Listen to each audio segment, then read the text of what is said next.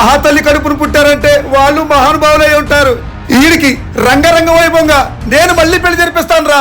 మా మామయ్య చెప్పినట్టే మా పెళ్లి రంగరంగ వైభవంగా చేశాడు. అలాగే కొత్త కాపురంతో పాటు మా మామయ్య కొత్త ఇల్లు కూడా ఇచ్చాడు. అన్నాదమ్ముల అనుబంధం సీజన్ 1 కష్టాలు కన్నీళ్లతో సాగింది. అన్నాదమ్ముల అనుబంధం సీజన్ 2 కుట్రాలు కుతంత్రాలు కష్టాలు కన్నీళ్లు ఇంకా ఎన్నెన్నో మోసాలతో సాగుతుంది.